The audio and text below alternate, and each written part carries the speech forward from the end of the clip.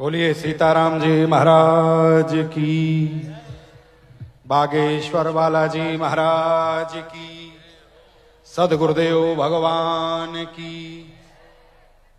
आइए 2 मिनट संकीर्तन, फिर जैसी प्रभु की इच्छा। श्री राम जय राम जय जय राम, श्री राम जय जय राम।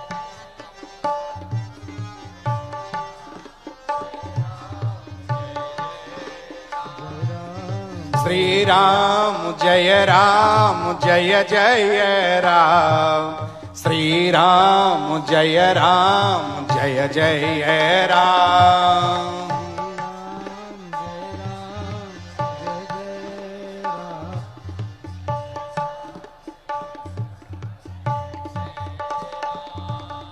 श्री राम जय जय राम, श्री राम जय जय राम। श्री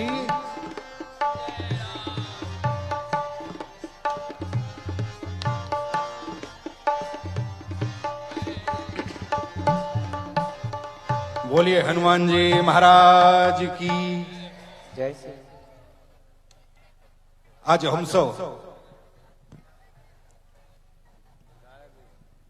श्री हनुमान जी महाराज के जन्मोत्सव के उपलक्ष्य में आज हम सब बागेश्वर धाम में उपस्थित हुए हैं। मंच पर विराजमान पूज्य संत जन विद्वत जन,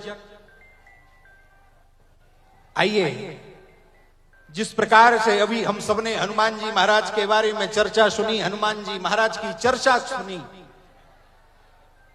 क्योंकि जिस प्रकार से हनुमान जी महाराज को हम आराध्य मान करके दुनिया के सामने अगर कोई भी अगर कहता है तो यथार्थ सत्य है कि दुनिया में कलियुग का अगर साक्षात कोई देवता है तो श्री हनुमान जी महाराज हैं, जो हमेशा और हमेशा हम सबके मध्य में हरि की चर्चा सुनने का कार्य करते हैं। रामचरित्र सुनवे को रसिया, ये हनुमान जी महाराज हम सबके मध्य में विराजमान होते हैं। इसीलिए मैं आपसे कहूं, पूज्य बागेश्वर महाराज, पूज्य धीरेन्द्र शास्त्री जी महाराज, ऐसी कृपा हुई हम सब पर कि हम सब ने जिस प्रकार से हनुमत चर्चा में, राम की चर्चा में बागेश्वर धाम में पधारने का काम किया है। हम सब ने देखा होगा, अभी धर्म की चर्चा हो रही थी, सनातन की चर्चा हो रही थी, संस्कृत की चर्चा हो रही है। आप सबका मैं ध्यान आकृष्ट करूंगा कि जिस प्रकार से महाराज जी ने संकल्प लिया कि हम संपूर्ण दुनिया में संपूर्ण जातियों को एक साथ जोड़कर निकलेंगे, वही जिस प्रकार से सभी जातियों का समूह लेकर निकलेंगे। श्री पूज्य धीरेन्द्र शास्त्री जी महाराज ने यह संकल्प लिया। 1897 की बात है, जब भी मद्रास में, चेन्नई में विवेकानंद जी महाराज ने कहा था कि एक काम मेरे साथ यदि हो जाए, अगर दुनिया में कहीं मुझे 100 नौजवान ऐसे युवा मिल जाएं जिससे मैं भारत की तकदीर बदलने का काम करूंगा। परंतु उसी धरती पर अगर विवेकानंद महाराज भी हुए थे, इसी धरती पर गड़ा गांव में धीरेन्द्र शास्त्री जी महाराज पैदा हुए हैं। वो 100 युवाओं को साथ लेकर नहीं, संपूर्ण दुनिया को साथ लेकर चलने की क्षमता है। ये हमारे भारत की एकाग्रता का एक स्वरूप है। इसीलिए मैं कहता हूं, जब भी राम के ऊपर, राम की चर्चा जब भी हम सबके मध्य में होती है तो कहीं ना कहीं राम का दर्शन हम सब करते हैं, भगवान का दर्शन करते हैं। क्योंकि आप सबने सुना होगा जिस प्रकार से जब हनुमान जी महाराज लंका में माता जानकी को खोजते हुए चले गए, और जिस समय राम जी की आज्ञा पर जब लंका में प्रवेश किए और माता जानकी को खोज रहे थे, तो संपूर्ण लंका का जब भ्रमण किया और लंका जला करके जब लौटे तो माता जानकी ने उनसे प्रश्न किया। माता जानकी ने कहा श्री हनुमान जी महाराज से, अरे हनुमान, क्या तुम्हारी पूंछ नहीं जली? अरे तुम्हारी पूंछ में आग क्यों नहीं लगी? तो हनुमान जी महाराज कहते हैं कि महाराज माता हमारी पूंछ में आग इसलिए नहीं लगी क्योंकि उसमें तो आप जैसी शक्ति विराजमान थी। तो माता जानकी ने कहा कि पूंछ में ऐसी कौन सी शक्ति थी जो तुम्हारी पूंछ को वह अग्नि नहीं जला पाई? श्री हनुमान जी महाराज कहते हैं उस पूंछ में अगर कोई शक्ति थी तो माता आपकी तरह आपकी जैसी शक्ति उस पूंछ में विराजमान थी। हनुमान जी महाराज ने कहा माता यह मैं आपसे, क्योंकि वह जो अग्नि थी वह अग्नि कोई सामान्य अग्नि नहीं थी, वह अग्नि थी पावक। हनुमान जी से माता जानकी ने कहा आखिरकार ये बताइए पावक और अग्नि में अंतर क्या है? तो श्री हनुमान जी महाराज ने कहा कि पावक और अग्नि में बहुत अंतर है। तो बोले कौन सा अंतर है? पावक जलत देख हनुमंता। पावक जिस समय चली तो हनुमान जी ने देखा कि अग्नि जल रही है, लेकिन माता जानकी से जिस समय हनुमान जी महाराज ने कहा कि माता वह अग्नि हमें नहीं जला पाई, तो बोले क्यों नहीं जला पाई? क्योंकि उसमें आप विराजमान थी। माता जानकी ने कहा मैं कैसे विराजमान हो सकती हूं? तो हनुमान जी महाराज ने कहा कि माता जिस समय आप जंगल में विचरण कर रही थी तो राम जी ने कहा था कि आप इस अग्नि में वास करो, इस पावक में वास करो, और आपके वास होने पर हमारी पूंछ नहीं जली। इतनी बात कही तो कहते हैं कि जब भी दुनिया में कोई भी ताकत किसी भी भक्त पर, अभी पुंडरीक जी महाराज कह रहे थे कि महाराज को षड्यंत्रों से भी बचना चाहिए, परंतु रामचरितमानस कहती है जो अपराध भगत कर करई राम रोष पावक सो जरई। यह जिस प्रकार से पावक में जो भी हनुमान जी महाराज के राम जी के सेवक की तरफ जब भी दुनिया का कोई दुराचारी अधर्मी पापी नजर उठाकर देखेगा तो वही जो हनुमान जी की पूंछ पावक नहीं जला पाई है, ऐसे अधर्मियों को जलाने का काम यदि कोई करेगा तो इसी धरती में वही अग्नि हनुमान जी की पूंछ नहीं जल पाई, लेकिन उन दुष्टों को जलाने का काम भी इसी धरती पर होगा, इसी पृथ्वी पर होगा, और वहां जल करके नष्ट हो जाएंगे जो भी बागेश्वर महाराज को रोकने का प्रयास करेगा। इसलिए मैं एक महाराज राम कथा के वक्ता हैं, मर्मज्ञ हैं, यहां पर विद्वज्जन बैठे हैं, एक छोटा सा प्रसंग लेकर के मैं अपनी बात को विश्राम दूंगा। जिस प्रकार से श्री शत्रुघ्न जी महाराज मथुरा जा रहे थे युद्ध करने के लिए, राम जी ने भेजा तो रास्ते में माता जानकी का आश्रम है, श्री वाल्मीकि जी भगवान का आश्रम है। उस आश्रम में जिस समय माता जानकी बैठी हैं, वहां पर जब भी उनके पुत्रों का जन्म हुआ, लव और कुश पैदा हुए, तो माता जानकी मनी मन सोचती हैं कि रघुकुल के पुत्र हमारी कोख से जन्म लेने वाले हैं, ऐसी संतान हमारी कोख से जन्म लेने वाली है। अगर कोई दुनिया में कोई कहीं से भी अगर हमारे ऊपर प्रभु कृपा कर देते, कोई रघुवंश के वंश का कोई मेरे आंगन में होता, मेरे वन में होता, मेरे समक्ष होता। ऐसी कृपा हुई कि श्री शत्रुघ्न जी महाराज उस समय उस वन में मिल गए, पहुंच गए। श्री वाल्मीकि जी भगवान के पास जब पहुंचे तो कहते हैं कि माता जानकी से शत्रुघ्न जी महाराज की भेंट हुई और माता जानकी ने कह दिया कि जहां तुम जा रहे हो आज के ठीक 12 वर्ष के बाद तुम इस यहीं पर लौट कर आना और तुमसे मैं मिलूंगी और हमारे पुत्रों के द्वारा आपको कुछ ना कुछ प्राप्त होगा।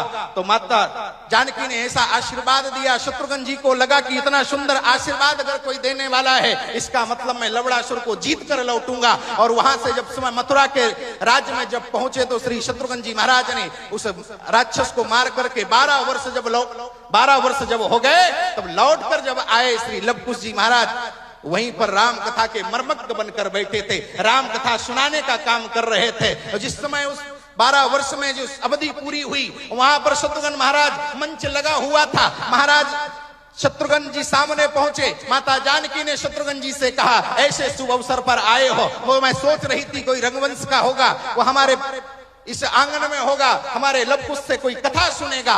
महाराज जिस समय लवकुश के महाराज कथा सुना रहे थे, शत्रुघ्न जी महाराज जिस समय मैदान में पहुंचे, माता जानकी ने शत्रुघ्न से कह दिया, मैं आपसे आग्रह करती हूं इस कथा के यजमान भी तुम बन जाओ। श्री शत्रुघ्न जी महाराज उस कथा के यजमान बन गए और जिस समय कथा सुनाने का काम किया, जिसने राम ने जिसकी कथा सुनी हो, जहां पर तीनों माताएं कथा सुन रही हो, जहां पर वाल्मीकि भगवान कथा सुन रहे हो, उस कथा को सुनाने का काम यदि किसी ने किया है तो लवकुश ने सुनाने का काम किया है। कुश का जो चेहरा था माता जानकी से मिल रहा था, लव का जो चेहरा था वो भगवान राम से मिल रहा था। ऐसे सुंदर जुगल किशोर का दर्शन करने का काम यदि किसी ने किया है तो शत्रुघ्न जी महाराज कहते हैं आज मोरे जुगल जोड़ी का दर्शन हो गया है, उसको दर्शन मान करके दर्शन कर रहे हैं। इतना ही नहीं, और जिस समय कथा पूरी होने लगी, तमाम संत महात्मा ऋषि मुनि विज्ञान ज्ञानी बैठे थे, पंडित विद्वान बैठे थे, एक ही भाषा में बोल रहे थे। वाल्मीकि जी महाराज ने कहा मेरे पास तो कुछ है नहीं, इतनी सुंदर कथा सुनाने का काम कर रहे हैं, और जब भी कोई कथा सुनाता है उसकी दक्षिणा देने का काम होता है। और जिस समय महाराज दक्षिणा देने की बारी आई तो वाल्मीकि भगवान ने अपने कमंडल उठाया, कमंडल से जल भरा, कहा कि मेरे पास देने को कुछ नहीं है, मैं वनवास में वास करता हूं। अपने कमंडलू में हाथ में जल लिया और कहा कि जितना भी मैंने वेद पढ़े हैं, जितनी भी ऋचाएं मैंने पढ़ी हैं, जितना भी मैंने अध्ययन किया है, वेद पुराण पढ़े हैं, मैं ये सब अपने कमंडलू के जल से श्री लवकुश को समर्पित कर दिया कि आज मैं तुमको समर्पित करता हूं, यही मेरी गुदक्षिणा मान करके आप दीक्षा मान करके प्राप्त कर लो। वहीं पर एक संत बैठा था, उस संत ने भी सोचा हमने तो मेरे पास तो कुछ नहीं है, मुझे भी कुछ ना लवकुश को देना चाहिए। वहीं पर अपने हाथ में धर्मदंड लिए हुए थे, धर्मदंड के हाथ में लेकर कहा लवकुश मेरे पास कुछ देने को नहीं है, इसमें सारे संपूर्ण दुनिया का धर्म बंधा हुआ है, सारा धर्म इसमें दंड में है, मैं ये दंड आपको समर्पित करता हूं। ये दंड लेकर वो दंड समर्पित कर दिया। एक संत बैठा था, उसने कहा मेरे पास कमंडल नहीं है। एक संत बैठा था, उसने कहा मेरे पास धर्मदंड नहीं है। वहीं पर एक संत बोल पड़ा मेरे पास अगर कुछ है तो हमारे पास केवल यज्ञोपवीत जनेऊ है। उस संत ने उस जनेऊ को लिया और कहा कि मैं ये जनेऊ उतार कर तुमको देता हूं, इसमें करोड़ों करोड़ों गायत्री भरी पड़ी है, ये जब भी तुम कान में लगाकर सुनोगे ये तुमको एक एक ऋचाएं बोलने का काम करेंगी। मैंने सारी जीवन में अगर यही प्राप्त किया है, मैं ये तुमको जनेऊ समर्पित करता हूं। एक संत खड़ा हो गया, उसने कहा मेरे पास जनेऊ नहीं है, मेरे पास धर्मदंड नहीं है, मेरे पास कमंडल नहीं है। तो चौथा संत खड़ा हो गया और संत ने कहा कि मेरे पास भले ही कुछ नहीं है, मेरे पास केवल लंगोटी है। महाराज लंगोटी उतार करके गांठ लगा करके इसने कहा इसमें संपूर्ण दुनिया का काम बंधा हुआ है लवकुश, तुम दुनिया में जब भी कहीं रहोगे संपूर्ण दुनिया में तुमको काम नहीं पकड़ पाएगा। मैंने संपूर्ण दुनिया का काम अपने इस लंगोटी में बांध कर रखा है। मैं लवकुश मैं तुमको ये लंगोटी प्रदान करता हूं। महाराज वहां लंगोटी प्रदान कर दी। एक संत ने कहा मेरे पास कमंडलू नहीं है, मेरे पास धर्मदंड नहीं है, मेरे पास जनेऊ नहीं है, मेरे पास लंगोटी नहीं है, मैं आपसे कहता हूं। वहीं पर श्री शत्रुघ्न जी महाराज बैठे थे, उन्होंने कहा मैं कुछ लेकर नहीं आया, जितना भी हमारे ऐश्वर्य में, जितने भी हमारे रघुवंश में, दुनिया में जितना भी ऐश्वर्य प्राप्त किया है इसमें शत्रुघ्न होने के नाते, मैं राम वंश का प्रतिनिधि होने के नाते मैं संपूर्ण दुनिया का ऐश्वर्य तुमको समर्पित करता हूं। मैं प्रतिनिधि होने के नाते मैं तुमको समर्पित करता हूं। श्री लवकुश महाराज को समर्पित कर दिया। वहीं पर माता जानकी बैठी थी, मेरे पास कोई ऐश्वर्य नहीं है, मेरे पास कोई धर्मदंड नहीं है, मेरे पास कोई लंगोटी नहीं है, मेरे पास कोई जनेऊ नहीं है, मेरे पास कोई लंगोटी नहीं है, मैं लवकुश तुमको क्या ही दूं। अपने वही स्थान पर खड़े होकर के लवकुश को अपने सीने से लगा लिया और सीने से लगाकर कहा कि मैं तुमको ये प्रेम दे सकती हूं, ये माता का प्रेम है। इसलिए संपूर्ण दुनिया में जब भी कहीं आता है तो ऐसे ऐसे हमारे देश में, ऐसे ऐसे दुनिया में जहां पर दुनिया का ऐश्वर्य स्थान होता है, वहीं पर संपूर्ण दुनिया में इस प्रकार की गंगा बहने का, जहां पर भक्ति और भक्त का सैलाब उबाल मार रहा हो, इस प्रकार से हम आज यहाँ बागेश्वर धाम में बैठ करके हरि और राम की चर्चा सुन रहे हैं। मैं अपनी बात इतनी कह करके, समय कम है इसलिए अपनी बात कह करके अपनी बात का विश्राम दूंगा। एक संकीर्तन बाकी फिर विश्राम। बोलिए सीताराम जी महाराज की जय, बागेश्वर धाम की। बालाजी महाराज के कृपा पात्र बागेश्वर धाम पीठाधीश्वर परम पूज्य धीरेन्द्र कृष्ण शास्त्री जी महाराज का पावन संकल्प। मध्य प्रदेश में छतरपुर के ग्राम गढ़ा में बनेगा विश्व स्तरीय कैंसर अस्पताल एवं रिसर्च सेंटर, जिसकी आधारशिला देश के यशस्वी प्रधानमंत्री नरेंद्र मोदी जी के कर कमलों से रखी जा चुकी है। 200 करोड़ रुपए की लागत वाले 100 बेड के इस अस्पताल में गरीबों का होगा मुफ्त इलाज। ये बहुत बड़ा अवसर है, बहुत बड़ा काम है। संकल्प बड़ा हो, संतों के आशीर्वाद हो, प्रभु की कृपा हो, तो समय सीमा में सब पूर्ण होता है। हमारे प्रियजनों, बागेश्वर धाम पूरे भारत के लोगों, अभी तक अस्पतालों में मंदिर थे, अब मंदिर में अस्पताल होगा। कैंसर हॉस्पिटल निर्माण हेतु सहयोग देकर पुण्य के भागी बने।